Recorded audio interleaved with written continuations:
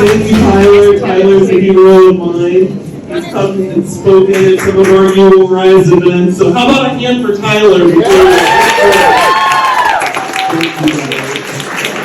I will keep you short because I know it's been a while since we've all been able to be together, and you probably want to have a chance to do that. But my name is Paul Richmond. I've been an artist my whole life, and I am so grateful for Monterey Pride because my husband and I moved here in 2016. We didn't know anybody in the area, and I believe that was the year that you had your first Pride parade that you were just talking about, and it was really a chance for us to get plugged into the community here. That's what's so important about organizations like this. I look at Pride as a chance to celebrate how far we have come, but it's also a chance for us to push each other and to work together to keep pushing for more progress because we still have a lot more work to do. And we're all in this fight together. You know, I've seen so much change in my lifetime, but there's still so much more that's needed. So I just wanted to take a chance tonight to tell you a little bit about my story, and hopefully something I say might be inspiring. I made some notes, but I'll veer off of this. In addition to Pride being a chance to look at the past and fight for the future, it's also about self-acceptance. And for me, growing up in the Midwest without any exposure to LGBTQ plus people, except for a religion class in school where they told us we were all going to go to hell, I didn't know that this was even possible. So the change that I've seen in my lifetime has been pretty unreal. There are two aspects of my identity that have both been very important in my life. Number one, my queer identity, and number two, my identity as an artist. And they've kind of fluctuated back and forth and interwoven. For the first 20 years of my life when I was in the closet, art was something I could take pride in, even when I felt a lot of shame about other aspects of my identity. And then, when I came out, art was this incredible way for me to express that whole process. And not only express it, but then share my work with other people. And I learned that the more authentic I was in my work, the more I really could connect with others. And I think that's what this really is all about. It's about creating a space for everybody to be their authentic selves. Because none of us are isolated or alone. There are so many other people out there like us who deserve to be seen, to be represented, to be role models for the next generation. That's what we all are. That's what we're here for.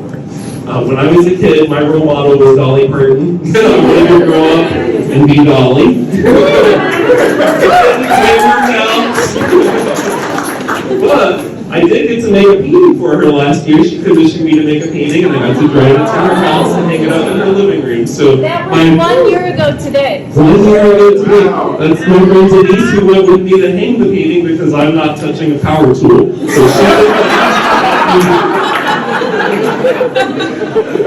now, there are a lot of artists who shy away from the term gay artist. They don't want to be labeled that way because, you know, obviously we all have so many different facets to our personality. But for me, because I have painted so many guys' butts, I just have to accept it. I'm sorry, Mom. This is my mom, by the way. All the way from Ohio.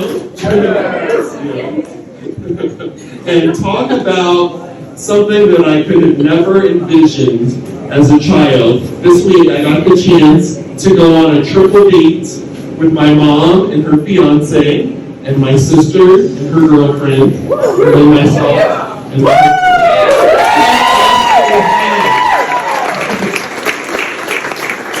I think that we should give it up for all the awesome parents out there who love and accept their kids no matter what, and maybe some of you are here in this room right now.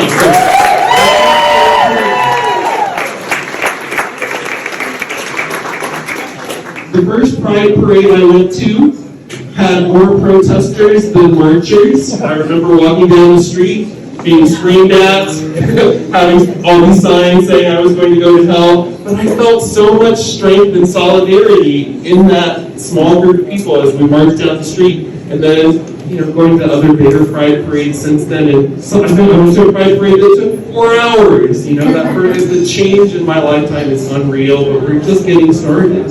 And that's so very exciting to me. I wanted to just share one more quick story with you, and then I'm going to stop. But about 15 years ago, I had my first solo art show back in Ohio, and it was really where the first time that I painted about my experiences and kind of really put myself out there in a vulnerable way, and I wasn't sure how it was going to be received. It was in this gallery, and there was this artist in our community, very, very successful, wonderful man named Jim Arter, who was a queer advocate his whole life. He started all these charities and did all this amazing work. He was a hero of mine. And I remember being this little, nobody knew who I was. I was at this art gallery, and then suddenly Jim Arter walked in, my hero, and he came up to me and he said, I want you to sign this postcard for me because you're going to be a really important voice for our community one day. And it was so impactful for me because I knew a lot about Jim's story. When Jim was younger, he was actually institutionalized for being gay, and they did all kinds of electroshock treatments on him and just tortured him basically.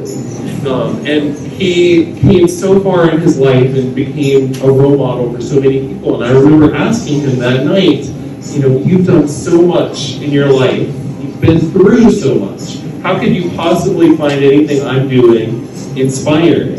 And what he said to me was, it stuck with me all these years. He said, Paul, you are the future. You are the reason that we did all of this. This is what it's all about. And I've remembered that, and I hope to carry that forward in all of the work that I do, to mentoring young people, trying to be a role model for young people, especially trying to create visibility for all the young queer people out there who even still today are not seeing themselves represented where they need to. There's so many diverse people in this community, and they should all be seen and heard, and that's what I love about the Monterey Pride Peninsula group, and I appreciate everybody here tonight. Please donate, support, help us make this happen so that all of the young people and all of the old people and all the people in between can celebrate Pride every year. Thank you all. Have a wonderful night.